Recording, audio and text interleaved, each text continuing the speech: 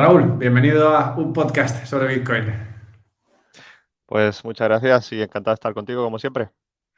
No te noto nada emocionado, te acabo de dar la bienvenida a un podcast sobre Bitcoin. He dicho muchas gracias y encantado. Pero no he notado No sé si emoción en tu tono, no he visto un despliegue ahí excitado masivo. sí, esto supongo que es el peso del carro que voy tirando ya con las 2 niñas que que anulan mi energía y más a esta hora de la noche. Pero la procesión va por dentro, ¿no? O sea que realmente estás emocionado. Estoy muy emocionado. Me encanta. Bien, estoy muy contento de que despliegues esa emoción interna. Y es que hace poco, voy a hacer una pequeña intro, ¿vale? De qué me ha hecho sacarte de la cama a estas horas intempestivas. Pues hace poco tuvimos un episodio en Bitcoin por el cual las comisiones pagadas en un bloque fueron superiores al subsidio de dicho bloque. Es decir, se pagó creo que 6,70 Bitcoin en comisiones y el subsidio está en 6,25, o sea que se pagó un poquito más en comisiones que en subsidio, y esto se produjo, de hecho, luego repetidas veces durante un día. Eso fue hacia principios de mayo del 23. Hoy, que han pasado unos 10 días, la cosa está un poquito más tranquila, pero sigue siendo un momento en el cual operar usando la blockchain de Bitcoin es más caro que lo que era antes. Y esto me llevó a pensar en, vale, ¿qué impacto tiene el coste del usar la red para el ciudadano de a pie, ¿vale? Porque todos vemos que la red de Bitcoin se puede usar para hacer transacciones y demás, y que si quieres hacer transacciones pequeñas, pues bueno, puedes usar Lightning y demás. Bien, pero había algo que preocupaba a muchos bitcoiners, ¿no? Yo, como bitcoiner poco técnico, veía que había cosas que a la gente no le gustaban, cosas que preocupaban a algunas personas, ¿no?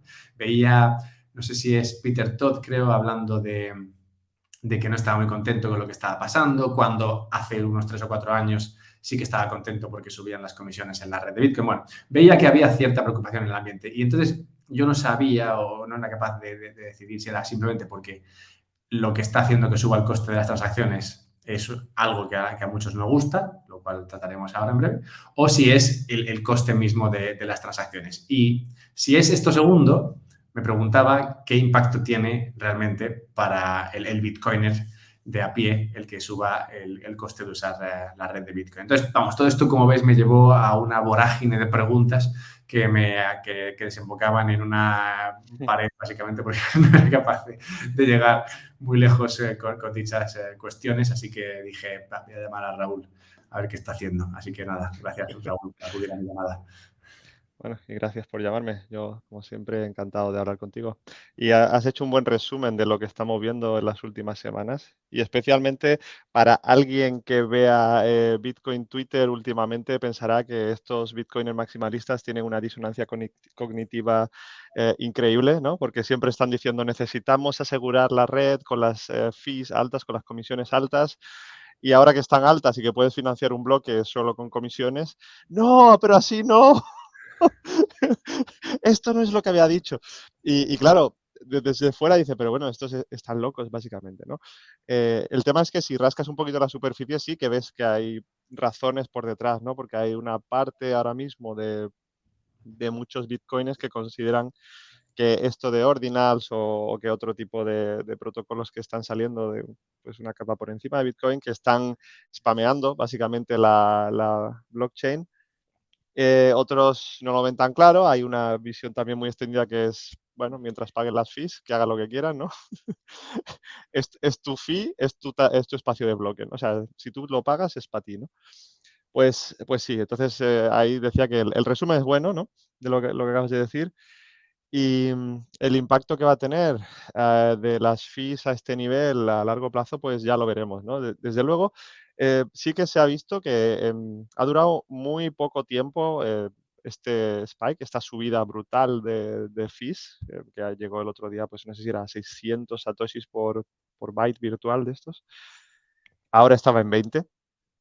Y claro, también esto te hace pensar si no hay alguna mano negra detrás intentando hacer algún tipo de ataque, algún spam o es algún truco de publicidad, no lo sé. no lo sé, esto lo veremos con el tiempo, pero sí que nos da esto es una ventana al futuro de qué va a ser de Bitcoin cuando, si se cumple la predicción, digamos, de que de manera orgánica las fees van a subir, a subir, a subir, hasta tal punto que garantice la seguridad de la red y que sea rentable para los mineros. Entonces tenemos que preguntarnos qué va a pasar cuando esto sea estable, cuando tengamos 600 bits, 600 sats por byte virtual, quién va a usar Bitcoin, cómo y de qué manera, ¿no? Y bueno, pues me parece que es interesante poder hablar de esto tan pronto, cuando todavía, digamos, el Bitcoin no ha sido adoptado a nivel internacional y que podamos, pues, sacar las mejores conclusiones posibles para que Bitcoin siga adelante. Sí, vamos a mirar un poco al futuro, vamos a observar qué predicciones, o bueno, vamos a compartir qué predicciones tenemos y sobre todo vamos a dedicar, yo creo, el núcleo de la charla a ver un poco el impacto que puede tener esto para la persona que quiere gestionar Bitcoin de una manera más eficiente. Antes de continuar con el tema de las predicciones y mirando pues, al pasado lo que hemos vivido y el futuro lo que hemos vivido, te invitaría a que mirases a ver si tu micrófono está bien configurado, porque el mío estaba mal configurado. Ahora he cambiado a uno mejor, así que no sé si este también será tu caso. Es una de esas ocasiones en las cuales, pues eso, mirar al pasado para ver lo que ha ocurrido puede ¿Qué? ayudarnos en el Me he futuro. perdido. ¿Pero me escuchas bien o Te sea? escucho perfectamente, pero me he dado cuenta Vale, de que mi vale. micrófono no era el adecuado y no sé si tú tendrás puesto por defecto el bueno o tendrás otro, no lo sé. Te Pues invitaría a comprobarlo mientras sigo el con bueno mi no lo predicción. tengo puesto porque se me ha perdido el cable. Y he pasado los últimos 20 minutos antes de conectar contigo buscando un cable y digo, Dios sabrá dónde está. Así que lo siento por ti y lo siento por tus oyentes. Pero Así, bueno, es lo así que hay. somos. Y es que lo de Bitcoin es verdad que, a ver, sigue siendo un experimento, ¿no? Es algo a lo que nos hemos lanzado hace 13, 14 años y claramente yo creo que lo de ahora no lo esperaba nadie. Ha sido una sorpresa para propios y extraños, ¿no? Que se dice. Y, y sí, como dices, es una sorpresa, ¿no? Y que nos ayuda un poco a ver lo que podría pasar. Mm. Una lectura curiosa sobre todo porque viene de una persona que no es muy querida tampoco por los bitcoiners, que hace de esta situación es la que venía de UDI. Ya sabéis, UDI es esta persona que es calva y que no es digo, comento lo de que es calva porque es un aspecto al que le da mucha bola él mismo como personaje y que no es muy afamado por los bitcoiners. A mí, bueno, como troll me hace gracia, es un buen troll. Y una de las cosas que decía hace poco, que creo que no, estaba lejos de trolear, era bastante preciso, era que no es el uso de la cadena lo que ha hecho que subiesen las comisiones en Bitcoin, sino la urgencia por usar la cadena. Y claro, esto tiene mucho sentido, sobre todo cuando tú observas la mempool de Bitcoin, ¿no? Y sobre todo cuando observas lo que se puede pagar por meter información en la cadena. Y es que tú eliges cuánto quieres pagar por meter información en la cadena. Y hay una medida que aparece de serie en el mempool space, que es las transacciones sin prioridad. Transacciones que tú envías a la red de Bitcoin para que en algún momento se gestionen, pero las mandas sin prioridad ninguna. Luego puedes hacerlo con baja prioridad, media o alta, ¿no? Pero bueno, esas de sin prioridad claramente demuestran que son cero urgentes, o sea, están lo más lejos de ser urgentes posible. Y por esas es por lo que menos se paga. Y luego tenemos eso, las de alta prioridad, que es por las que más se paga. De modo que en esa forma de verlo, incluso por parte de esa mempool, ¿no? Que es bueno, básicamente una ventana a lo que está a punto de entrar o prontamente a entrar en la red de Bitcoin, incluso viéndolo desde ahí ya se ve que la urgencia es una cuestión importante. Y es que si tú tienes mucha urgencia, vas a pagar mucho por entrar ahora en la red de Bitcoin, por meter una transacción ahora, pero si no tienes urgencia, pues no lo vas a hacer. Y quería primero escuchar a ver qué opinas tú de esto. ¿Tú cómo lo ves?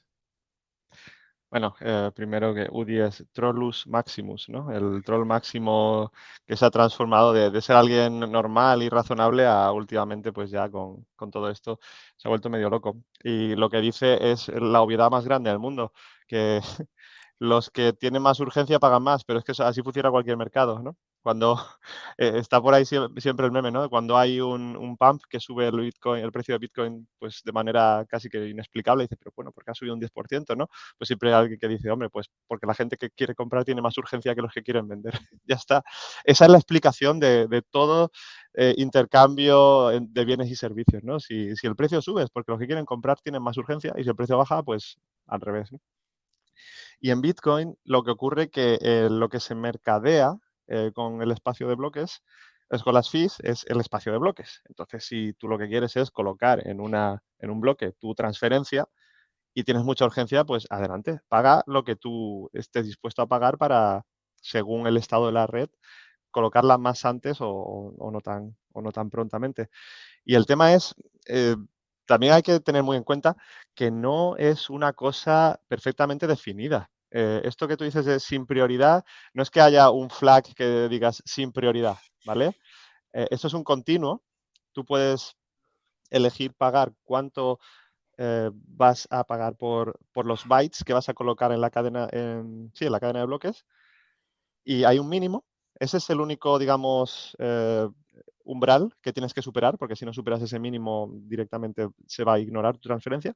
Y una vez que lo superas, ya dependerá de la congestión de la red, los mineros pues que cojan tu transferencia o no. Y obviamente un minero es un maximalista de beneficios, no es un maximalista de Bitcoin. Un minero lo que quiere maximizar es el beneficio, por tanto va a coger las transferencias que paguen más por el espacio de bloques, porque el espacio es el bien escaso. Eso es muy importante, porque hay algo que a cualquiera que llega de fuera, lo primero que nos choca, ¿no? Es ¿por qué no se paga una comisión por el valor de la transferencia, ¿no? ¿Por qué una persona que transfiera 1 millón de euros va a pagar lo mismo que uno que transfiera 1000 o 100? Porque lo que realmente maximiza el minero es el tamaño de esa transferencia. Que porque tú tienes un bloque, ahí a lo mejor pues te caben 2000, 3000, las que sea, y quieres sacar el mayor beneficio por esas piezas de Lego que estás metiendo en tu casita y cuando ya no te quedan más, ya no te queda más espacio, pues ya está, ese es el dinero que tú vas a maximizar. Porque si tú dices, no, voy a cobrar una comisión por el valor añadido de, em, eh, sí, pues el valor añadido, no, una comisión por el valor que vale la transferencia, va a haber seguramente muchos otros mineros que pueden bajar esa comisión hasta que al final el límite de lo profitable, ¿no? El límite de dónde está el beneficio es en el coste por espacio, ¿no? Y como hay una competencia brutal, pues entonces hacer un coste, un sistema de costes por valor de transferencia, pues seguramente no tenga mucho sentido porque inmediatamente te lo van a cargar y ni siquiera se considera, ¿no? Así que hablando de transferencias, hay varios conceptos que hay que tener en cuenta, transferencias y comisiones de transferencia. El primero que debería tener todo el mundo claro es que lo que estás pagando es un hueco en un bloque que va a existir para siempre en la historia de Bitcoin, ¿no? Y segundo, que luego ya hablaremos de esto, es cómo exactamente estás pagando, porque todos los bytes no valen igual, ¿no? Pero bueno, esto lo veremos ahora después. Pero entonces, sí, por eso vemos cuando tenemos estas aplicaciones Mempool Space o en cualquier cartera, cualquier monedero que tengas en una app, te dice cuántos bytes, cuántos sats por byte vas a pagar. Y tú si dices, bueno, pues no tengo ninguna urgencia, voy a poner 1, ¿no? Que es el mínimo. Si tengo más urgencia, pues pongo pues 2, 3, 4, y ahí los monederos te van sugiriendo en función a cómo han pagado previamente, te dicen, oye, pues en el último bloque han entrado las transferencias que pagaban a partir de aquí. Las que pagaban menos no han entrado, ¿no? Eso es un poco como la nota de corte de selectividad, ¿sabes? Además, es literalmente así. No sé si, bueno, eh, tú te acuerdas de esto. Yo es que ya se me ha olvidado casi todo. De 10 años atrás ya ni me acuerdo. Esto suena a historia remota. Pero sí, la nota de corte de una carrera, bueno, no sé, informática o magisterio, medicina, es que la nota de corte es un 9. Necesitas un 9 para entrar. No. El año pasado, los que tenían por debajo de un 9 no entraron. Eso no significa que este año no vayan a entrar. Entonces, si tú ves que en un bloque una estimación de fees, de comisiones, dice, bueno, ¿quieres entrar rápido? Tienes que pagar, no sé, 15 sats por byte o 20 sats o lo que sea. Es una estimación. A lo mejor pagas menos y también entras. Porque porque en los bloques a veces se encuentran mucho más rápido de lo que se esperaba, a veces no, entonces según se van llenando. Entonces hay pues por ahí van los tiros, ¿no? Y con todo esto no me acuerdo ni lo que me habías preguntado, pero creo que No, te... quería, Sí. quería tu opinión sobre, Sí. sobre la cuestión esta de la urgencia y sobre el valor que realmente tiene. Yo, cuando lo vi esto a Audi me pareció interesante porque yo no creo que sea algo que la gente realmente tenga muy presente. O sea, Ujú, yo no creo que la gente le dé demasiada vuelta a la comisión que le viene, por ejemplo, indicada por el monedero en cuestión, ¿no? Se meten ahí al ujú, monedero, van a hacer una transacción y dicen, hostias, pues me están diciendo, ¿no?, que tengo que pagar 20 satoshis por byte, ¿no?, para esta transacción. Hace poco hice una y me decían 8, o bueno, o igual ni siquiera lo miran, ¿no?, lo más normal. ujú, Y luego se dan cuenta de que, bueno, que el coste ha sido mayor de lo que esperaban. Y claro, estas cosas yo creo que son interesantes porque realmente el tú ver que hay un mercado ahí y que realmente en función de ese mercado tu transacción va a entrar antes o va a entrar después, pues es algo que mucha gente yo creo desconoce y creo que es uno de esos aspectos creo que importantes a la hora de entender qué son las transacciones, ¿no? Hemos hablado de uno de los aspectos importantes, que es el peso, ¿no? Como ese peso, en función del peso de las transacciones que pueden entrar en el bloque, el minero decide, vale, pues voy a meter estas o voy a meter aquellas otras para llenar el bloque lo máximo posible y yo poder conseguir más comisiones. Otro ujú, aspecto creo que sería el mercado de lo que se está pagando por meter información en esa cadena de Bitcoin.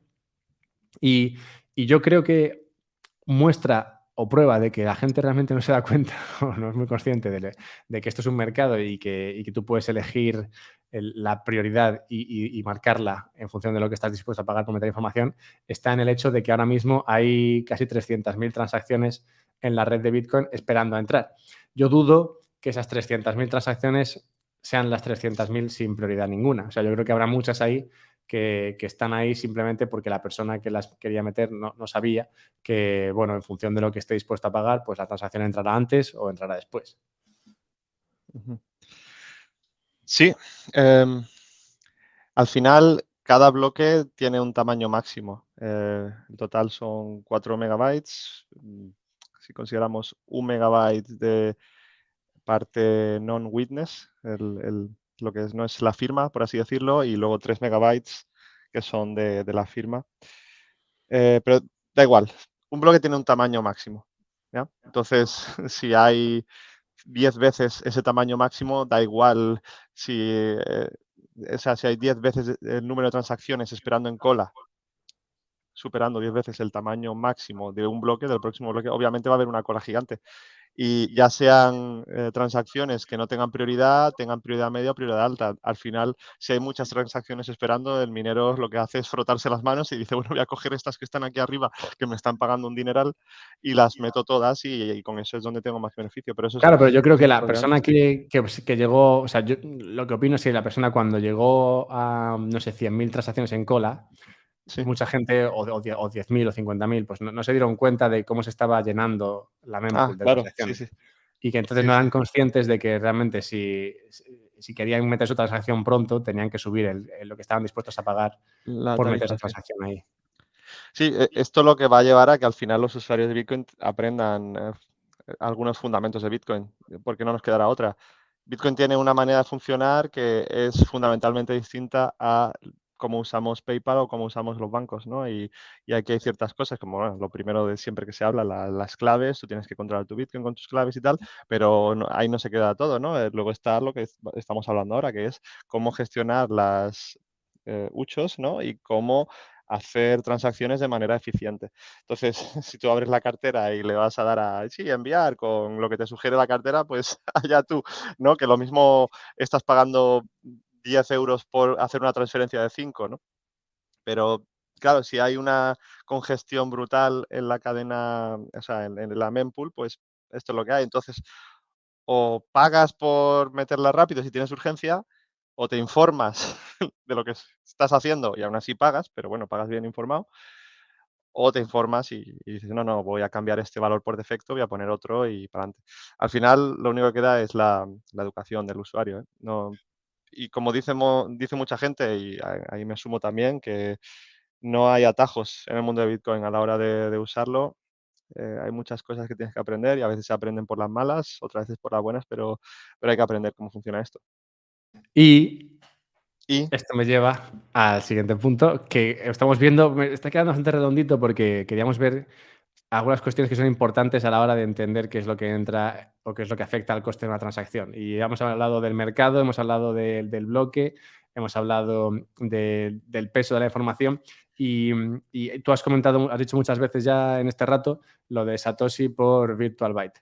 Y claro, esto es, digamos, una medida del coste ujú, de lo que te cuesta meter información en la red de Bitcoin. Es decir, es una medida del coste de lo que te cuesta usar la red de Bitcoin. Y yo creo que este es uno de esos problemas que hacen a la gente o que dificultan a las personas entender realmente cómo funciona Bitcoin. Y es que, como tú decías, que la gente está acostumbrada a los PayPals de turno o al banco, al cual van y dicen, vale, pues voy a hacer una transferencia. Esto me va a costar tarifa plana, ¿no? 10 euros por transferencia o no sé, un 0,05% de la transferencia, ¿no? Pues va a ser comisión. Y tienen esa idea en mente, ¿no? De en función de lo que mande, pues va a ser esto o va a ser una tarifa plana.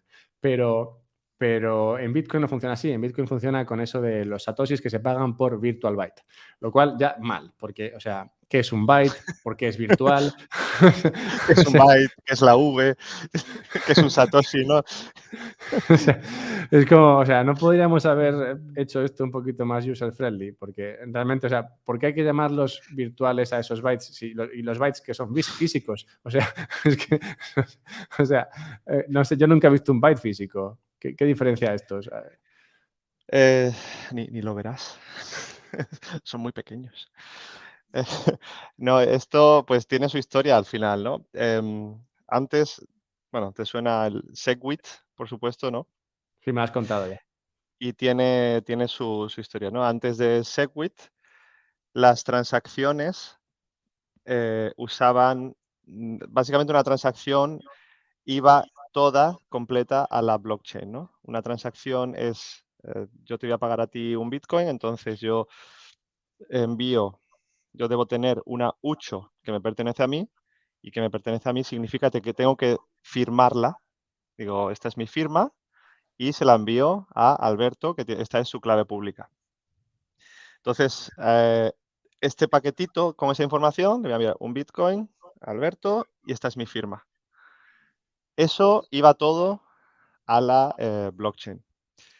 Entonces, cuando en 2017 pues hubo esta guerra del tamaño del bloque y demás, la La primera. única solución, ¿cómo? La primera, ¿no? The first block war, ¿no? Block War One. Em, y cuando hubo pues estos conflictos de si hay que aumentar el tamaño del bloque o no, se llegó a un compromiso que era para hacer una nueva versión de Bitcoin compatible con las previas, que fuera un soft fork, es decir, que todo el mundo pudiera usar esta nueva versión, ¿m? Para que nos entendamos, y aún así incrementar el tamaño de bloque. Lo que se hizo fue, vamos a separar la firma de la información del pago. Es decir, sigue en la blockchain sigue estando referenciado tu clave pública, sigue estando referenciado lo que te voy a enviar y tal, pero la firma ya no. Ahora la firma la hemos quitado de la transacción, ahora se va a una sidechain que se almacena en otro sitio y no va a la blockchain. Y entonces esto ya introduce pues una manera nueva de contabilizar los bytes. Antes de este cambio de SegWit, ¿vale? Un byte era igual a un virtual byte. Todo es igual, porque todo va a la blockchain y lo que estás pagando es espacio en la blockchain. Esto para que nos entendamos. Y además en la blockchain los bloques son de 1 MB. Fin de la historia, ¿no? O sea, la blockchain tal y como la conocemos, los bloques son de 1 MB, incluso, o sea, los bloques de ahora y demás. El tema es que los nodos nuevos que se actualizaron con SegWit, tienes la blockchain y luego tienes como una cadena que está apuntando a la blockchain enlazada, la información sigue ahí, o sea, a nivel conceptual para ti te da igual, tú sigues sabiendo eh, las transferencias, las firmas y todo.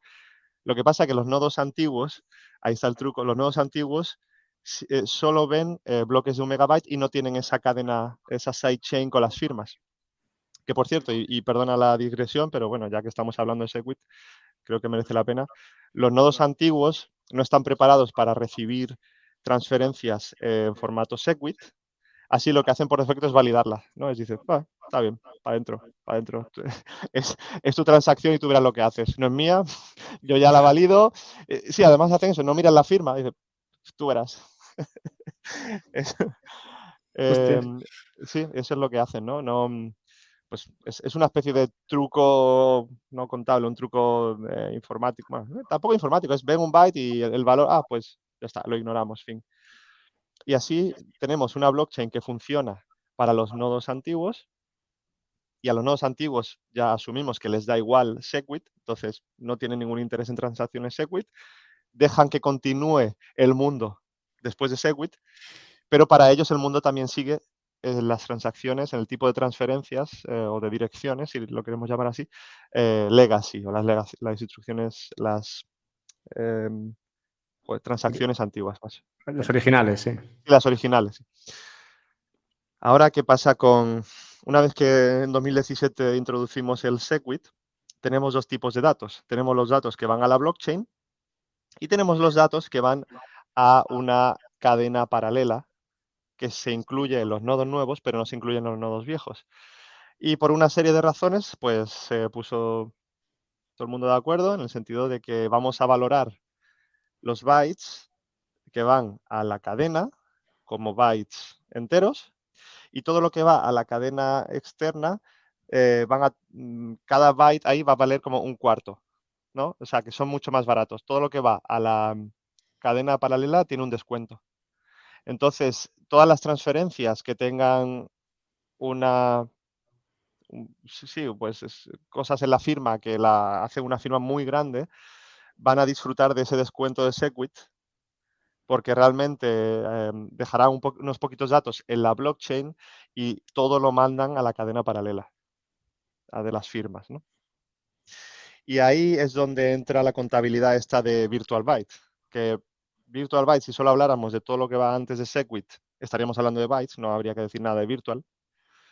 Pero después de Segwit ya hay que decir Virtual Byte porque se está pagando realmente por Virtual Byte, ¿no? Es por, a ver, no quiero decir una fórmula así porque va a ser un poco lío, pero tú tienes una transferencia que vas a pagar si es no sé cuántos, pongamos 100 satoshis por Virtual Byte.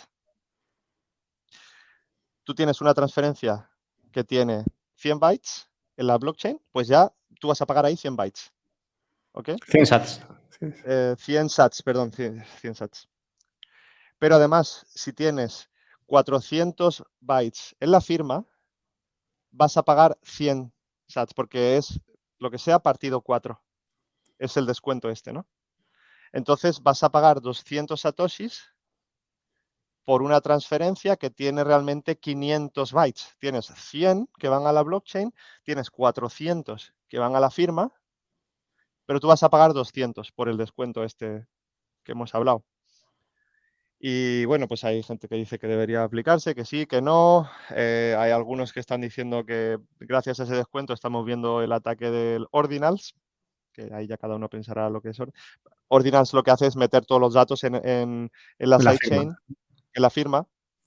Y claro, tienes unas transferencias, unas transacciones gigantes que están disfrutando del descuento. Pues eso, si no he analizado exactamente al detalle, pero sí que he visto que una transacción que tenía medio mega o algo así, era una barbaridad, ¿no? Que era medio bloque y al final pagaba 600 euros.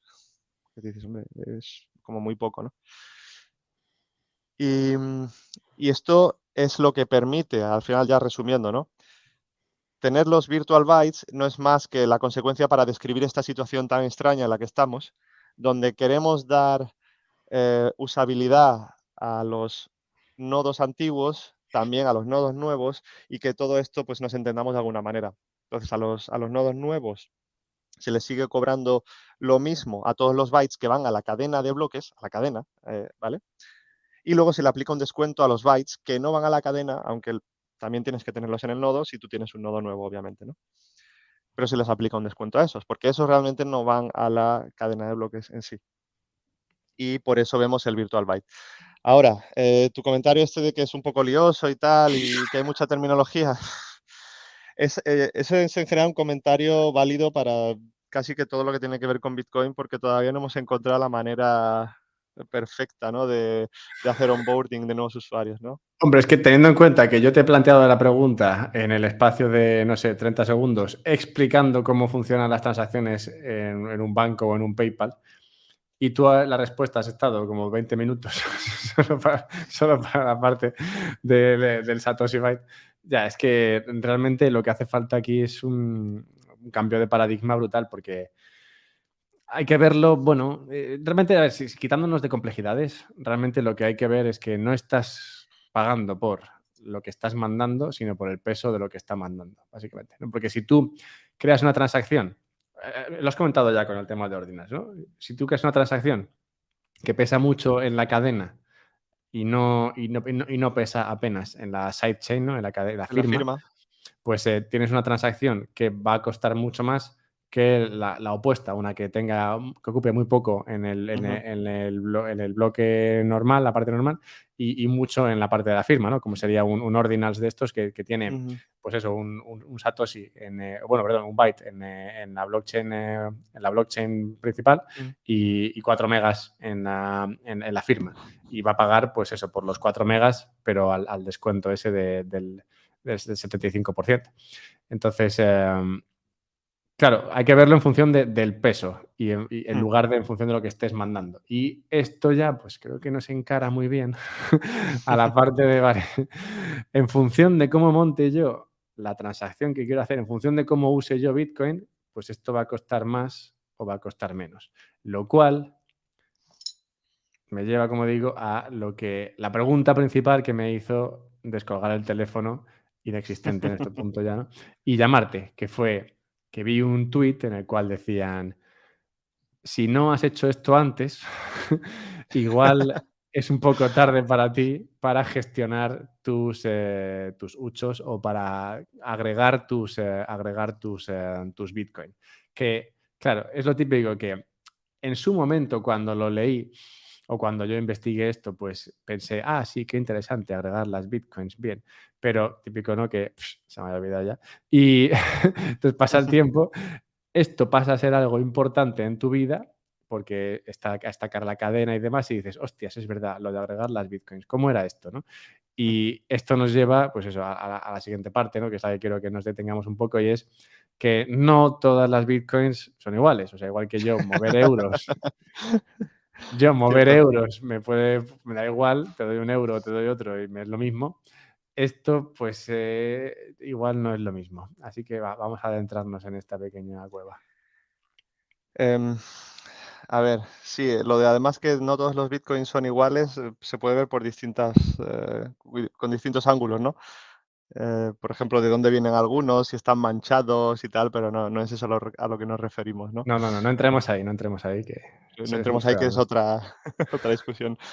Pero sí, a la hora de transferir, precisamente al hilo de lo que decíamos antes, cuando tú vas a transferir un valor, pues digamos, pues, un Bitcoin, ¿no?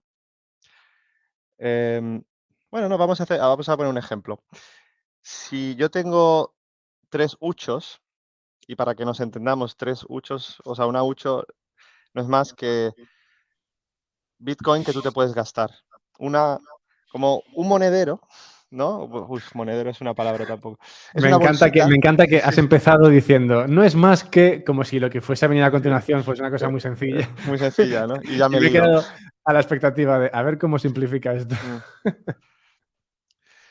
Sí, sí, u im imaginaros que tenemos voy a intentarlo así, que tenemos una cartera, una billetera, que sería como nuestra billetera de Bitcoin, pero analógica, donde tú guardas tus billetes, pero es una billetera un poco rara porque tiene como bolsitas pequeñas donde tú metes tus monedas, luego tiene otro departamento para billetes, otro departamento para tarjetas, Sí, como al los final de lo que antes. tienes es como lo de antes, pues lo que tienes son compartimentos y si tú vas a pagar, no sé, 10 euros, lo que sea, pues vas cogiendo de aquí a allá hasta que completes todo lo que necesitas pagar, ¿no? Pues imagínate que tienes un billete de 5 y luego tienes en un bolsillito tienes 2 monedas de 2 euros y en otro bolsillito tienes una moneda de 1 euro. O sea, tienes 5 más 2 más 2 más 1, son 10 euros. Pues si alguien te pide que le envíes 10 euros, no te queda más remedio que coger de este bolsillo, de otro bolsillo, de otro y de todo, y hasta coger los 10 euros que le debes a esa persona, ¿vale? Y se lo pagas y todo muy bien. En este ejemplo, pues es muy absurdo porque no te cuesta nada, pues sacas el dinero y se lo das, pero en Bitcoin realmente te interesa coger el dinero de los menos bolsillos posibles, ¿no? Cada vez que vas a sacar de un bolsillito de aquí, de allí, para unir la cantidad que necesitas pagar, tiene un coste añadido, ¿vale? Eso, pues, es precisamente por cómo se construyen las transacciones, porque cada vez que sacas de un bolsillito, cada vez que coges una hucho, ¿no? Que la hucho sería cada bolsillito de estos, tienes que firmarla. Y esa firma es lo que va a la cadena luego, bueno, no, la firma concretamente no, pero la firma va a la sidechain esta, y eso tiene un coste añadido. Entonces, cada vez que tú tienes que agregar distintas huchos o como sacar dinero de distintas fuentes, ¿no? Eso va a añadir peso a la transacción. Por eso es importante tener en cuenta este tipo de estrategias a la hora de hacer pagos de manera más eficiente. Como has dicho, ahora a lo mejor cuando están tan caras las transacciones, es un poco tarde para ponerte a organizar esto, ¿no? El tema de consolidación de transacciones y demás es una cosa muy buena, bueno, muy buena, según desde qué punto de vista lo miramos, ¿no? Es una cosa que se deja para los fines de semana el sábado de madrugada, ¿no? Que es, que es cuando no hay nadie usando la red o entre comillas, ¿no? Relativamente hay bastante poco uso y las comisiones son muy bajas. Y por ponerte un ejemplo muy concreto, ¿no? Si tienes 3 huchos, ¿no? Por ejemplo, de 1 Bitcoin, de medio Bitcoin y de 0,25 Bitcoin, ¿ya? Pues en total tienes 1,75, ¿ya? Y ahora yo te digo, Alberto, te voy a mandar 0,75 Bitcoin, ¿ok? Es mucho más eficiente en términos de coste pagarte con la hucho de 1 Bitcoin, ¿vale? Porque hemos dicho que tengo 3, ¿no? 1, medio y 0,25. Pues en este caso sería lo más eficiente coger la hucho de 1 Bitcoin, yo te envío 0,75 y me envío de vuelta 0,25, el cambio. Eso es más eficiente que coger las otras dos de 0,5 y 0,25, que aún en términos absolutos al final es lo que te debo, te tengo que pagar 0,75, a ti te da igual cómo lo haga yo. Entonces cojo 0,5, 0,25, ya tengo que firmar las dos huchos y entonces esa transferencia me va a costar un poquito más, ¿vale? No es exactamente el doble, pero sí me va a costar un poquito más. Y por eso, en ese sentido, las carteras modernas suelen usar las huchos que menos no, suelen usar las huchos de la manera más eficiente posible para que el coste sea menor, ¿no? De cara a las comisiones de la red. No sé Es si me que he es todo explicado al con todo esto. revés, es todo al revés, Raúl. O sea, para que veas de nuevo otra vez cómo se complica esto cuando la persona va a comparar esto con el sistema normal. En el sistema normal, si yo salgo a comprar, no sé, Sí. droga o cualquier cosa, ¿no? Que vas a pagar con con cash. Pues, Droga de todo lo el típico, mercado y posible. compras con cash. Pues lo que no vas a hacer nunca es que si vas al camello y te dice, no, pues son 45 y no, venga, pues si son 45 euros. Pues tú lo que no vas a hacer es darle el de 50. Pues si tienes un billete de 50 y se lo das, que es lo que harías en Bitcoin, realmente estás rompiendo el billete de 50, ¿sabes? Que en el momento en el que rompes el billete de 50, ese billete está muerto. En ese caso igual no es muy bueno, ¿no? Sería mejor en el caso en el que el camello te dice, son 9 euros y tú le pagas con uno de 50, es lo que Bitcoin haría si tienes una 8 de 50. Claro. Sería más eficiente, pero eso nunca jamás lo harías en la realidad, porque si tú siempre tienes, en la realidad siempre tratas de evitar romper el billete grande, porque en el momento en el que rompes el billete de 50, en el momento en el que lo gastas, ese billete ya se convierte en muchos pequeñitas y eso ya se te va entre los dedos. Entonces, por lo general, Siempre que sales a pagar con cash, tratas de coger todas las monedillas posibles para llegar al monto total y pagar, ¿no? Empiezas a coger, vale, son 9 euros, pues espérate, espérate, Antonio, un momento, cojo aquí 5 euros, 75 céntimos, luego otros 50 céntimos que tengo por ahí y tal, hasta que llegas a los 9 euros ahí, que al final se acabas dando con céntimos de estos de cobre que tienen más mierda ya. Ya, Bueno, con- pues claro, que es todo lo contrario de lo que tendrías que hacer con Bitcoin. De nuevo, un aspecto de Bitcoin que es poco intuitivo para la persona que lo compara con el sistema fiat. Sí. Además, llegará un momento en el que también es inevitable, ¿no? La fragmentación de tus huchos, porque bueno, cada vez que pagas. A ver. Bueno, no es exactamente inevitable, porque si dices, bueno, voy a coger de la hucho de origen y voy a usar esa siempre para pagar a una persona o a las que sea, pero solo va a haber un input. Pero bueno, llegará un momento en el que necesitarás agregar más y sí, sí. No, es complicado. La fragmentación es inevitable. Perdona, estaba pensando en voz alta. Y en Bitcoin, pues pasa eso. Lo que sí que hay que evitar, bueno, no sé si evitar. A ver, hay prácticas que van a fragmentar tus Bitcoins, como es por ejemplo el CoinJoin y tal y como está hoy. Eso es una cosa que hemos hablado en algún otro podcast. Por cómo funcionan los CoinJoins. Bueno, a lo mejor ya los más modernos te permiten cantidades muy altas de Bitcoin, entonces puedes evitar o mitiga el hecho de la fragmentación, pero los típicos CoinJoins originales de Wasabi te fragmentaban cualquier cantidad en 0,1 o 0,01, algo así. Entonces, si tenías un Bitcoin ibas a acabar como mínimo con 10 fragmentos o incluso 100, es que ya no me acuerdo cuál era el número exacto, pero sabes por dónde voy, ¿no? Entonces, hay prácticas, sobre todo estas para ganar privacidad, que van a fragmentar tus bitcoins. Luego, cuando las transacciones cuesten mucho porque las comisiones han subido, vas a pagar el pato. Pero no hay una solución mágica. Ese es el problema, o no problema, pero es una parte de cómo funciona Bitcoin al final, ¿no? Hombre, la No solución podemos podría hablar. ser que Bitcoin subiese tanto, ¿no? Que con incluso huchos pequeñitas te cundiese mucho y así no tuvieses Claro, que... pues venga, Pero vamos a subirlo. esto me lleva a otra cuestión y es que, Sí. claro, para la persona de a pie, digamos, para los pobres, ¿no? Para ti y para mí, básicamente. No nos va a costar demasiado meternos en la mente de esta persona. Pues para esta persona que hace un DCA, ¿no? Un dollar cost average, que compra todos los meses ahí, saca de su cuenta, pues eso, los 50 eurillos ahí que le sobran, ¿no? Después de pagar Ujú. todo lo que necesita y demás. Pues con esos 50 eurillos compra Bitcoin y lo hace todos los meses. Imagínate que lo lleva haciendo desde, no sé, 2017. Tiene ya un buen capital, pero un buen capital conseguido a base de huchos de $50 a cambio de Bitcoin, ¿no? O sea, que tiene, pues eso, decenas de huchos de muy pequeño valor.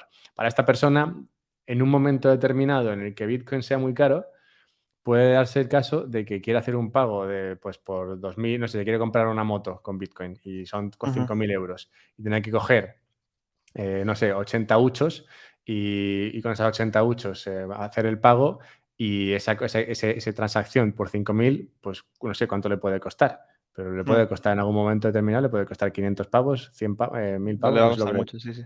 Sí, sí, sí. en- No, perdona, termina. No, ya está. Me estaba calentando. Sí, además, la semana pasada, cuando subieron tanto las fees, me parece que una transacción para el siguiente bloque o dentro de 2 bloques te podía costar fácilmente 10 euros. Entonces, imagínate si tienes un DCA de 40 euros por semana o algo así y se te van 10 euros en la transferencia, es una pena, ¿no? Estás financiando esa... Bueno, está financiando a los mineros al final, ¿no? Pero claro, tú eres un pequeño ahorrador y dices, sí, sí, muy bien los mineros, pero a mí que no me sablen de esta manera. Ahí, Bien, un momento. Antes sí, de quédate con ese pensamiento, porque a colación de esto voy a sacar a otro trolero. Bueno, otro no ojo. querido. Y es que Nick Carter, también Ujú. muy querido inicialmente y últimamente no tan querido, Nick Carter Desde que se comentaba dejó el hace bigote. poco, desde que se dejó bigote, desde que se convirtió en Nicolás Carretero. su alter ego maligno.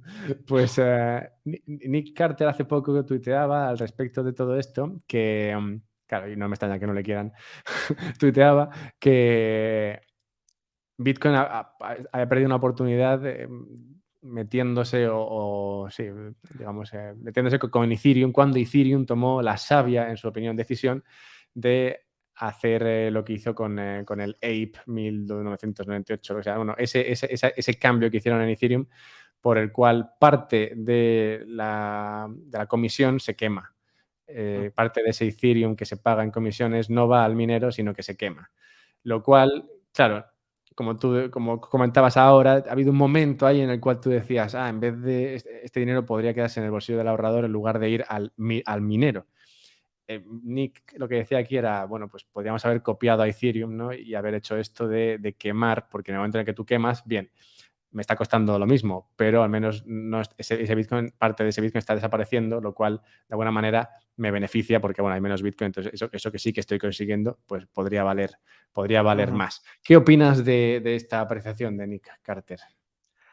Que creo que primero que el tiempo dirá, ¿no? Nos pondrá cada uno en su lugar, pero no creo que en principio haya nada que desincentive el uso de la red de Bitcoin tal y como está diseñada. Es decir, es que más simple no podía ser si lo piensas, conceptualmente hablando. Tú pagas por transferir y cuanto más pagues por esa transferencia, más incentivo tiene el minero de colocar tu transferencia en el bloque. Fin de la historia. O sea, es el mercado más simple que podría haber. Es espacio de bloque y tiene un coste. Y ya está. Y además, el número de bitcoins que se generan nuevos son establecidos según un patrón. Pues ahora, si quieres reducir el número de bitcoins con otro patrón variable en función de la transferencia y tal, vale, no tiene por qué estar mal. No me parece fundamentalmente equivocado, pero decir que se ha perdido una oportunidad y tal porque Ethereum lo ha hecho de esa manera, no creo que sea un argumento válido ni mucho menos. De hecho, es un argumento bastante débil. Es como decir que Ethereum tiene un patrón de emisión de Ethereums, de nuevos, que, pues, que depende al final, uno de los factores va a depender del ratio con el que se queman nuevos Ethereums. Pero en neto, ¿se van a producir más o se van a producir menos? No lo sé, porque Ethereum me da un poco igual, ¿no? Pero al final va a haber una curva y esa curva pues variará en base a de lo que se queme o no. Puede funcionar, o sea, no veo ningún problema, pero decir que Bitcoin ha perdido una oportunidad, ¿por qué? Yo creo, ¿Acaso no está claro?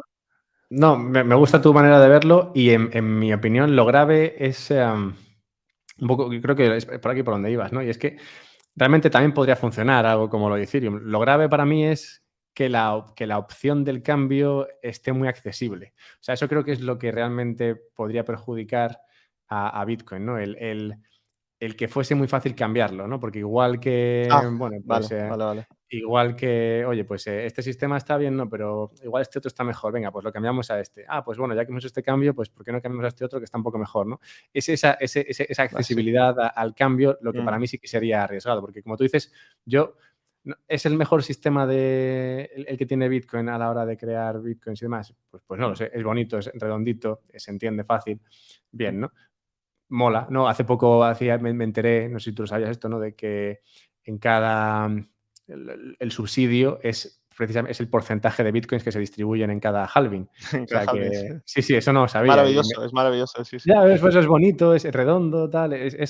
Hay muchas perlas como esta, ¿no? Detrás del diseño de Bitcoin. Pero eso no quiere decir que sea perfecto, ¿no? Que no haya una manera de hacerlo mejor, ¿no? Pero creo que lo bonito es precisamente que es difícil cambiarlo. Y bueno, yo creo que a partir de Taproot va a ser incluso más difícil, ¿no? Y eso es lo que yo creo que le da valor, porque al final es muy fácil ir persiguiendo lo que, no, esto podría ser un poquito mejor, no, esto tal, porque al final haciendo eso acabas en donde no querrías acabar. Sí, además a mí me gusta repetir hasta la saciedad la frase de que Bitcoin está respaldado por la credibilidad de sus propiedades monetarias. Cuando alguien dice, no está respaldado por nada. Sí, está respaldado por su credibilidad. Y la credibilidad es algo que se fragua evitando cambios continuos en base a las modas y en base a las tonterías del día. Y eso es lo que hace Ethereum, básicamente. Que dices, vale, tiene un mercado, hay gente que le gusta esto, pero si tú lo que estás aspirando es a ser el valor de reserva o el activo de reserva mundial, no puedes estar cambiando cada 2 por 3, no puedes. Y eso creo que tiene mucho más valor de lo que la gente se da cuenta. El hecho de que Bitcoin sea prácticamente inmutable, no voy a decir inmutable, pero de que tenga una resistencia al cambio altísima, es fundamental para que Bitcoin tenga el valor que tiene hoy. Sin ánimo de entrar en cuestiones filosóficas, que para eso ya podemos juntarnos en Navidad, para lo cual no falta tanto. Creo que sí, el valor de la tradición se ha perdido un poco y los bitcoiners son muy amantes de la tradición. Y creo que, no, es verdad, la tradición, si algo tienes, es que no cambia, ¿no? O sea, la tradición es tradición porque es lo tradicional. Entonces, Sí. claro, entonces, y esto tiene un valor, ¿no? No, esto es lo tradicional, tiene un valor, pero hay muchas personas que no ven ese valor. No digo que la tradición o lo tradicional sea siempre bueno o que no se deba salir de eso, Mm. pero es verdad que estamos en un punto, yo creo, en el que lo tradicional se minusvalora y se pone siempre el énfasis en lo nuevo, lo novedoso, la innovación, no, vamos a hacerlo mejor. Tal. Y creo que eso es peligroso. Pero bueno, no me quiero ir muy lejos, como digo, por cuestiones Pero bueno, filosóficas. ya que has mencionado esto, déjame que meta esta cuña de lo que te pasé el otro día por WhatsApp, ¿no? Ahora que hablamos de tradición, que la tradición es el conjunto de soluciones para las cuales nos hemos olvidado ya de los problemas. Y como tú dices, es que se minusvalora, absolutamente de acuerdo, claro que sí. No, es la tradición, bueno, pero es que estaban locos. No, no, esta tradición viene de muchos años atrás y está aquí por algo, aunque no lo sepamos. Así que vamos a no, a no joder la marrana demasiado con la tradición. Y en Bitcoin, pues estamos un poco haciendo eso, estamos construyendo una tradición, digamos, en términos muy relativos, ¿no? Si comparamos con otras cosas, pero sí, el hecho de que los bloques sean como son, tiene un sentido y todo lo que se discute, la gente que llega nueva a Web3, NFTs y no sé qué, deberíamos tener bloques más grandes. Es que esto ya se ha discutido antes, es que los bloques están a 1 megabyte precisamente para evitar otros problemas y bueno, para garantizar la descentralización, etcétera, etcétera. Entonces ya poco a poco se van a ir olvidando los problemas del origen, van a quedar el sustrato de, digamos, esta tradición de Bitcoin, ¿no? Y en algún momento podremos llamarlo tradición con mayúsculas, ¿no? En el mundo Bitcoin, cuando ya nos hayamos olvidado de por qué los bloques son de 1 megabyte, ¿no? Cuando, cuando, no sé, cuando todo el mundo pueda procesar, con tu reloj puedas procesar la cadena de bloques entera, ¿no? Que tengamos hiperprocesadores y tal.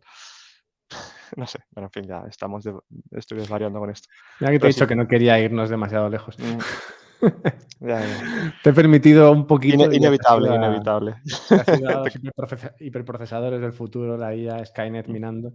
Que, a ver, hay un ejemplo que podemos hacer del coste, que muestra un poco el coste, la diferencia de coste de meter una o Ujú. varias huchos en una transacción. Lo sé porque te he preguntado antes de la llamada y lo hemos hecho, así que sé que tenemos un ejemplo. Y es que creo que esto es bueno porque hablábamos de la diferencia, ¿no? entre meter de varios bolsillos o meter de un bolsillo solo, ¿no?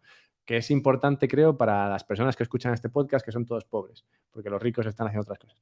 Entonces, todas estas personas que tienen un montón de huchos y que quieren usarlas de manera eficiente y que no se les vaya todo el dinero en transacciones, pues creo que apreciarían ese ejemplo, ¿no? Porque, claro, hablamos de que unas son más caras, otras son más baratas, pero bueno, ¿de cuánto estamos hablando realmente? Vale, pues he estado buscando en Mempool algunos ejemplos claros para hablar con números de verdad. Y si partimos de una transacción típica que es un hucho, ¿vale? Y se lo envías a alguien. Y ese hucho lo que hace normalmente es le envías el valor que sea y lo que sobra es el cambio, ¿no? Pues tienes un input y tienes dos outputs. Pues tenemos una transacción de este estilo, que es SegWit nativa, con la segregación de la firma, etcétera.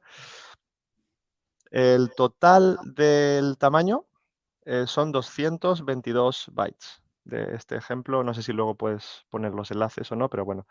em, En general andan por esta cifra, pero bueno, esta concreta son 222 bytes.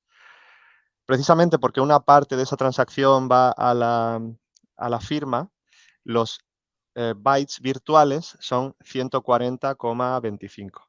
Que sería el peso, digamos, que nos importa. El peso, de hecho, la palabra de peso tiene también un significado, ¿no? Y es un byte virtual son 4 unidades de peso.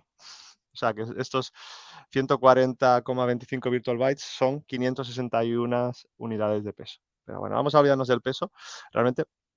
Entonces, en esta transferencia, tú tienes, como hemos dicho, una transferencia de un input, 2 outputs, y tienes un tamaño virtual de 140, vamos a decir, 140 bytes virtuales. Pues si estuviera la transferencia a un satoshi, o sea, perdón, la comisión a un satoshi por byte virtual, tú estarías pagando 140 satoshis por la transferencia. Al precio que esté en dólares, da igual, 140 satoshis, ¿vale?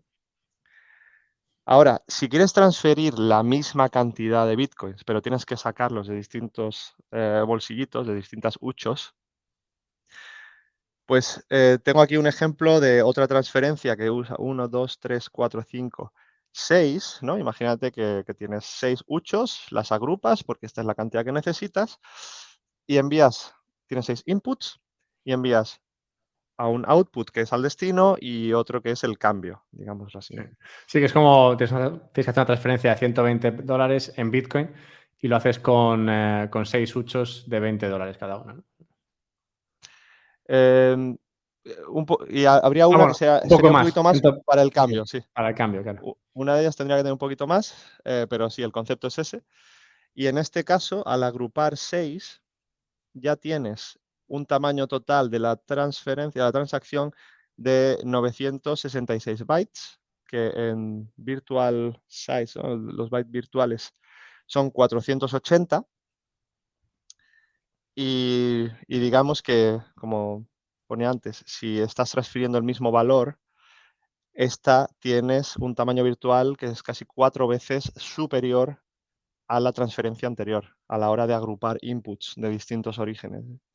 Entonces, si la otra eran 140, 140. estas son 480, pues un poco menos de 4 veces, pero sí, para que nos hagamos una idea, pues con una pagarías 140 satoshis, con esta pagarías 480 satoshis.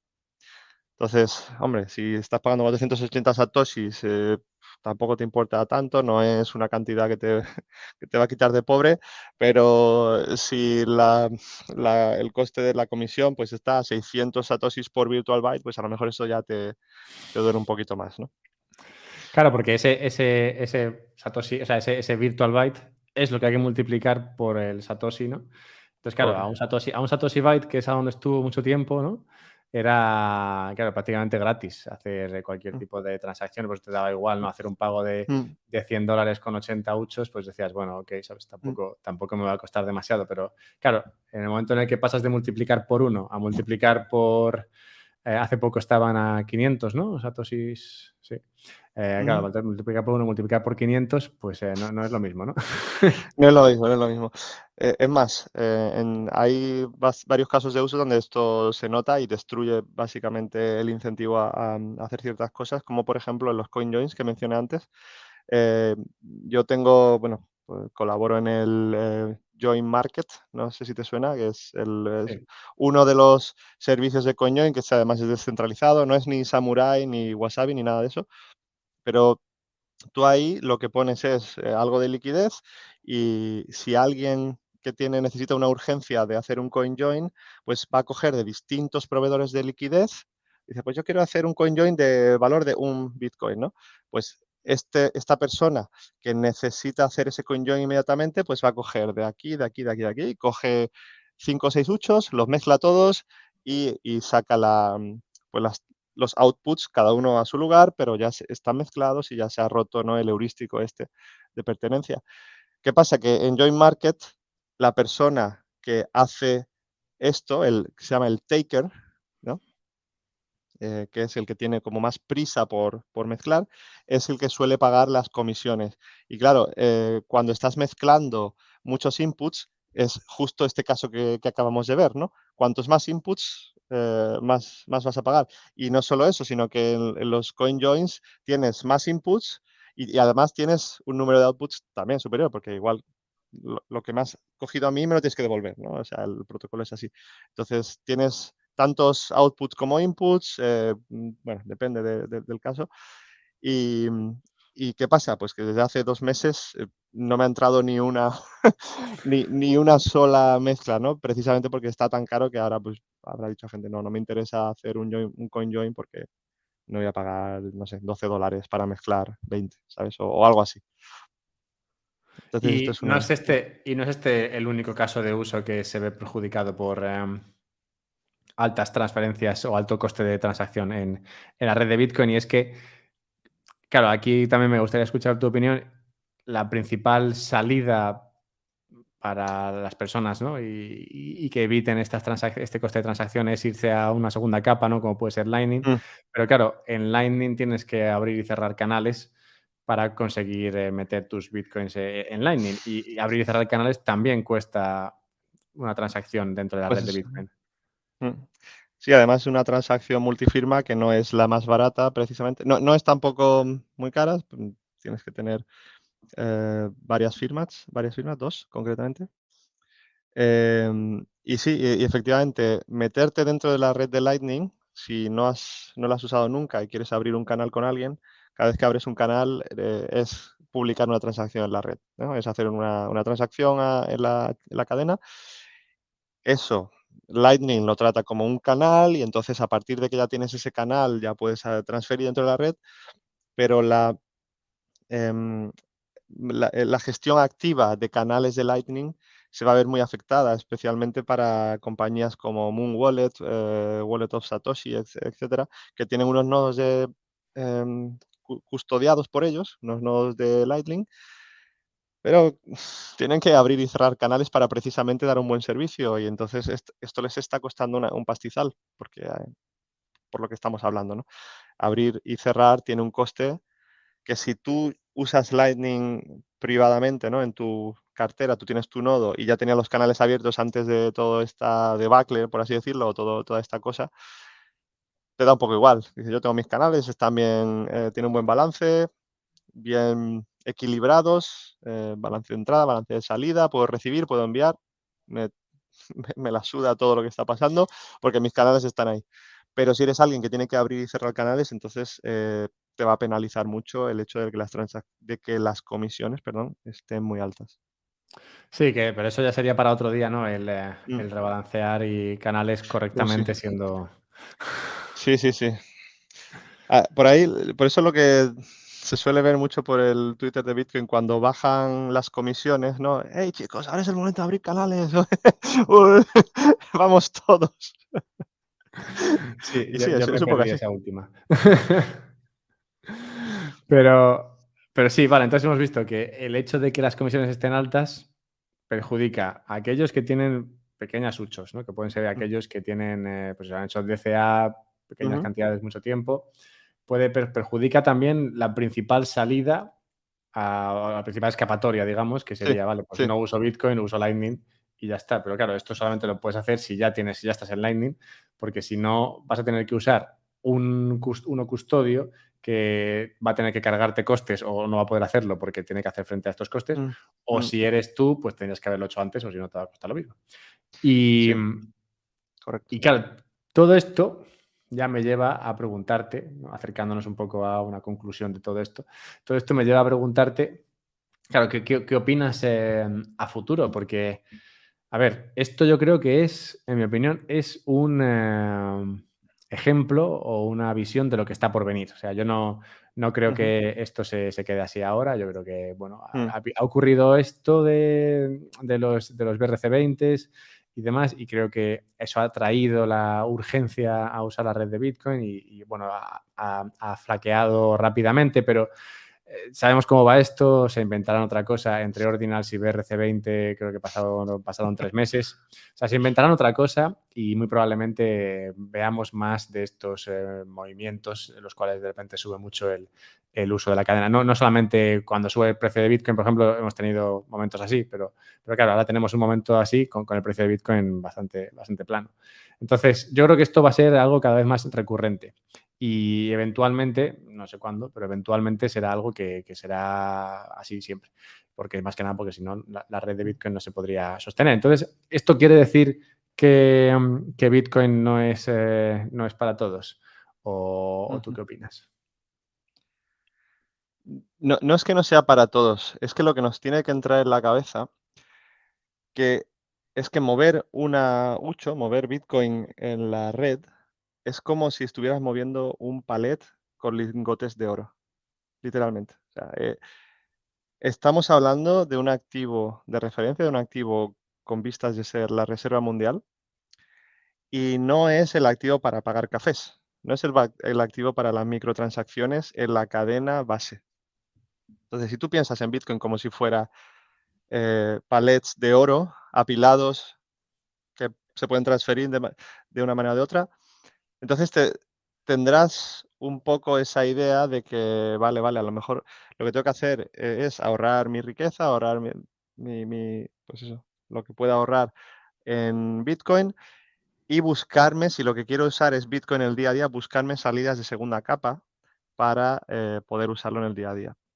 No queda muy claro, honestamente, yo cuanto más aprendo, no sé hasta qué punto Bitcoin va a ser usado en el día a día para transferir valor, ¿no? Aquí tenemos a Pola Vieja o a Fernando Nieto, que creo que son un poco de esa idea, ¿no? Que dice, sí, Bitcoin será un activo que tiene un potencial a valorizarse altísimo, pero no creo que sea una moneda de intercambio, ¿no? Creo que es un poco la tesis que tienen ambos. Y creo que hay muchos puntos que apuntan en esa dirección, especialmente si el coste de transferencia va a ser tan alto. Lo cual no quita que siga siendo el mejor activo que se pueda poseer, pero para eso hay que tener claro que tú tampoco vas con un lingote de oro a pagar un café. Ahora, Bitcoin sí es para todos. Sí es para todos porque o sea, si el oro ya era para todos, a pesar de sus defectos, Bitcoin lo es mucho más porque solo necesitas internet para hacerte con Bitcoin. Necesitas internet y si quieres un dado para hacerte una cartera, una clave privada y con eso pues ya te transfieres. O sea que Bitcoin sí es para todos, lo que no es para todos los casos de uso. Yo creo que sería un poco esa la diferencia. Tengo que hacer de abogado del diablo, claro, es lo malo de que los dos seamos bitcoiners aquí. Y es que, claro, tú has dicho, vale, Bitcoin sí es para todos. Pero, claro, hemos visto lo que ha pasado esta semana. Imagínate que siempre estuviésemos a 500 Satoshi Bytes, o Ujú, sea, a pagar ese coste no por transacción, o ese fuese el mínimo, ¿no? ujú. Un Satoshi Byte que se pagaba antes, pues pasase a ser de 500. La persona que es capaz de meter con su conexión a internet, su móvil y demás, y es capaz de comprar pues, Bitcoin de 15 en $15, está fuera. Porque en el momento en el que quiera, pues eso, tenga ahorrados sus 500 euros en Bitcoin o $500 en Ya. Bitcoin a base de Ujú. 800 uchos, está jodido. O sea, básicamente no va a poder moverlas. O sea, van a ser uchos perdidas. Porque ¿cómo aglutinas esas para que no sea costoso moverlas? En ese caso es donde entran las soluciones de segunda capa y para esto yo creo que Lightning puede ser una opción, pero también está esta opción muy interesante de Fedimint, que es como si fuera una cartera de Lightning compartida, ¿no? Donde lo tuyo es tuyo, pero entre todos habéis construido una pequeña comunidad que estáis disfrutando las ventajas de Lightning y cada uno tiene su saldo, que quede muy claro, ¿no? Y todo lo que es dentro de esa comunidad no está siendo afectado por los costes de transferencia. Eso sí, entrar a la comunidad sí que tiene ese coste y salir tendrá otro coste, pero em, puedes pagar el coste de entrada y luego acumular satoshis pues dentro de esa comunidad, por ejemplo, dando tus servicios o pagándole a alguien, simplemente comprándole satoshis dentro de Fedimint. Am, sería una opción, pero bueno, Fedimint todavía es muy experimental, ¿vale? Fedimint creo que ha nacido... A ver, el algoritmo, el concepto tiene muchos años, pero creo que fue el año pasado cuando salió el primer software que era mínimamente viable, ¿no? Y más y más están saliendo cosas. Entonces, con Fedimint yo creo que hay un buen futuro, porque ya no es solo que tú tengas que abrirte tu canal, es una vez que tú entras dentro de esta pequeña cooperativa, sería una cooperativa tan grande como quiera ser, ¿no? Una vez que entras ahí dentro, ya puedes transferir con montones de gente sin tener que abrir más canales. O no tienes que abrir más canales dentro de la red, ¿no? Queda todo dentro de la red de Fedimint o de esa Sí, cooperativa. es como un canal compartido, ¿no? Básicamente. Ujú, exactamente. Hace cuando Obi, ¿no? Se llama, el de Fedimint, creo que es. Cuando Sí, sí, Obi, sí. que de hecho le conocí le conocí Ah, en la ¿dónde fue? En Baltic Honey Badger, en en Letonia. Báltico. Sí. Le conocí allí y luego, bueno, no tuve la oportunidad de entrevistarle porque no habla español, pero sí que pude enviarle un mail con preguntas y luego hice un podcast en el cual lo comentaba. Pero esto, claro, estamos hablando de noviembre del año pasado y he visto que está haciendo ronda, digamos, está yendo a podcast otra vez ahora, o sea que entiendo que está avanzando su solución. También hace poco escuché a Calle, el de Casu Bitcoin, también interesante, Mm, una solución que no es la de Fedimint, es una solución que se parece más a la que proponía también Halfini, ¿no? En su día cuando decía que al final Bitcoin va a necesitar, bueno, va a necesitar, como lo planteaba él, digamos como un fiat, ¿no? Por encima de, bueno, no sería un fiat, digamos, un dinero que esté respaldado por Bitcoin, vamos, mm, que sería como habría un dinero papel respaldado ujú, por Bitcoin, un dinero papel que no costase tanto mover. mm. Sí, yo creo que al final la cosa evolucionará un poco en ese sentido, que tendremos soluciones de segunda capa, ya sea Fedimint, Lightning o pues Bitcoin de papel y el mercado lo dirá. No me parece mala idea en ese sentido. Yo creo que No, habrá que adaptarse. siempre y cuando dejen al mercado decir, ¿no? Ujú, Que sí. al final creo que es lo bonito, ¿no? Antes, cuando comentabas lo del coste de mover Bitcoin, lo comparabas con el oro. He tenido un momento ahí ¿no? de preocupación, porque claro, es verdad que sí se parece al oro, porque no vas por ahí pagando con oro, pero espero que no se parezca tanto al oro como el oro, Tanto al porque, porque, porque, claro, si llegas a un punto en ya. el cual al final solamente hay unas pocas Mm, direcciones que tienen todo el Bitcoin y el resto está eso en canales, en ujú, Fedimints y sobre todo en dinero papel, pues llegas al mismo problema, el cual sería fácil, digamos, atacar a ujú, esas principales direcciones de Bitcoin y digamos, pues eso, no sé, censurarlo o obtenerlo o controlarlo de alguna manera. Así que sí, que mm. se parezca, ok, pero espero que no se parezca, Que no se parezca tanto, ¿no? no se parezca tanto. Claro, al final, bueno, también es un poco una idea que igual esta puede ser la última que comentamos, porque yo tampoco la entiendo muy bien, o sea, intuitivamente la entiendo, pero es el tema del presupuesto de seguridad. Y es que, claro, Mm. todo esto parte de la base de que hemos pasado de un momento en el que nos preocupaba que Bitcoin no tuviese suficiente presupuesto de seguridad Sí. a uno en el que haya demasiado presupuesto de seguridad, que mover algo en Bitcoin cueste tanto que Mm, sea algo prácticamente inviable para una mayoría de personas y haya solamente 5 direcciones en el mundo, ¿no? Michael Saylor controlando pues el 25% de mm. Bitcoin Sí. y Coinbase Genesis y no sé qué, ¿no? Sí. Entonces, hemos ido de un extremo a otro, ¿no? Pero bueno, que todo esto parte de la base de lo que es el presupuesto de seguridad al final, ¿no? ¿Cuánto realmente hay que pagar para que esto Ujú, sea sostenible, ¿no? Pues conforme va acabándose el subsidio, ¿cuánto realmente hay que pagar? Y en mi opinión, es una cosa, no es una cifra absoluta, ujú. es más bien yo creo que algo relativo, ¿no? Porque depende de lo expuesto que estés a ser atacado o no, que necesites más o menos seguridad. Yo creo que es una cosa que es movible, ¿no? Que Sí, cuando Bitcoin claro. se ve atacado, incrementa ese presupuesto de seguridad por el mismo ataque en sí que hace que se eleve el coste de transaccionar y eso eleva los incentivos a minar y entonces mejora ese presupuesto o mejora esa seguridad y cuando Bitcoin no se ve atacado, pues puede reducirse ese presupuesto de seguridad. Yo lo veo que es algo así como más volátil. Sí, yo lo veo igual. Veo igual, de hecho, fue Nick Carter también que dijo alguna vez esto de que no sabemos cuál es el presupuesto de seguridad. A lo mejor la red no necesita más hash que el que ya tenemos, ¿no? Para mantenerse segura en el futuro, pero esto es algo que puede ser variable, puede ir a la baja, puede subir y dependerá del mercado y dependerá de, bueno, de muchos factores. Como tú dices, por ejemplo, la necesidad de seguridad que haya. Si si de repente, pues, alguien descubre unos procesadores hiper mega rápidos que se pueden llevar el mercado de calle o meten un riesgo absoluto de un 51%, etcétera, pues ahí el presupuesto de seguridad debería ser mucho más alto del que es, etcétera, etcétera, ¿no? Yo qué sé, esto el mercado lo dirá.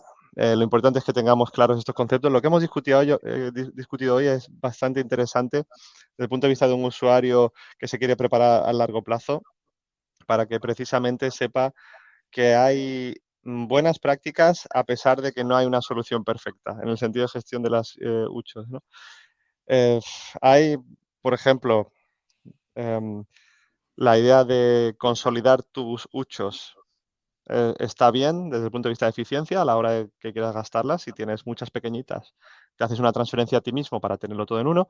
Problema de esto, que esto va muy en contra de la privacidad. Si para ti es muy importante la privacidad, deja las UCHO separaditas, porque sobre todo si vienen de CoinJoins, etcétera, o si han sido de pagos independientes que no son trazables a ti, etcétera. Entonces, tienes que tener en cuenta los trade-offs, ¿no? En ese sentido. Ahí está la opción del batching, que es esto que hacen los exchanges, ¿no? A la hora de enviar Bitcoin a mucha gente, pues haz una transferencia que tengas muchos outputs. No hagas muchas transferencias independientes, sino coge una y en esa transferencia metes todo, ¿no? A ver, esto puede ser útil para los comerciantes que tengan muchas facturas ahí por pagar y pagan una vez al mes, por ejemplo, o para los exchanges, que son los que básicamente han desarrollado esto del batching. Batching es como pago por lotes, ¿no? El batch es un lote, pues es lo que es esto. Por supuesto, hay que priorizar las transferencias en SegWit nativo. A todos aquellos de vosotros que tengáis uno de SegWit o que no, o que os da igual el tipo de transferencia, siempre SegWit nativo, porque son las que son más eficientes. Ya veremos, está por ver. Taproot creo que va a ser incluso un poquito más eficiente. Y Taproot, por cierto, no lo hemos dicho, pero va a resolver, o tiene pinta de que puede resolver el problema de tener muchos inputs separados y que tú hagas un pago con todos esos. Va a haber una solución que es el Signature Aggregation, o sea, la agregación de inputs con las firmas cruzadas y con no sé qué historia. Y a lo mejor usando uno de estos trucos, una de estas posibilidades que te da Taproot, se puede evitar esa multiplicidad de pagos por tantísimos inputs. Entonces, eso habría que seguirlo de cerca. No, no quiero prometer demasiado porque no me lo he estudiado en ese sentido, pero puede ser una opción. ¿Qué más? Como hemos dicho antes, hay que usar las transferencias, las UCHOS más grandes para transferencias si quieres evitar hacer agregación de inputs, que es lo que hemos dicho antes. Y poco más, bueno, y buscar soluciones de segunda capa, pero ahora incluso Lightning todavía se considera una solución experimental, o sea que ya veremos, ¿no? Estamos hablando de algo a futuro, o sea, Bitcoin en sí es un experimento. Entonces, ¿qué te voy a decir de Lightning, no? Que Lightning salió, no sé si en 2018 fue. Y, y poco más. Creo que hemos tocado bastante las opciones, ¿no? Que hay. Ah, Está bien. una. Digo, porque justo te iba a preguntar, digo, oye, ¿hay algo que nos hayamos dejado? Bueno, pues parece que... Una que Liquid Bitcoin, que es lo de Blockstream. lo de Blockstream. Ahí ya cada uno, creo que no ha tenido tanto éxito como ellos prometían. Liquid Bitcoin no es más que una especie de stablecoin de Bitcoin. Mantiene el PEG 1 a 1 con Bitcoin, pero el coste de transferencias es más barato y tal, ¿no? Y, en fin, yo esto es una cosa que no he estudiado mucho, sí que sé que es hay como una entrada a la red de Liquid que te la tienen como que aprobar y firmar una serie de guardianes que son, creo que son 13, y son 13 entidades medianamente respetables, que son Blockstream y no sé si Kraken y alguna de estas. Y lo mismo, para salirte de la red tiene que estar aprobado por esas 13 entidades. Sí, esto lo Más de España. comentamos, me acuerdo Mm, una vez, porque claro, si esto se convertía en una solución para todo, pues mm, incurrías también en un riesgo, ¿no? Si todo el mundo se fuese no, a Liquid, pues tenías un montón de bitcoins custodiados ahí por Liquid, ¿no? Que por es esto, eso. los que mantienen el PEG. Y sí, eso me parece que es, bueno, podría ser problemático en su momento. Pero bueno, pues entonces Ah, mira, esto... dicen aquí, Tricky Track, que son 65 ya. Ah, vale, no lo sabía. 65. Bueno, eso, de cierta manera, mitiga el riesgo, ¿no? De que se hagan un De contubernio y colusión, sí. sí, riesgo de colusión. Pero igual, yo creo que lo probé una vez, no vi tampoco mucho uso para lo que yo estaba buscando y no me sirvió tampoco. No lo veo claro. Bueno, como tú decías, hay soluciones. Si lo de Taproot, eso que Mm. comentabas, al final es una solución, pues bueno, esto es 1 hora y media que nos hemos pegado tú y yo aquí tranquilamente hablando del tiempo. Solución o no.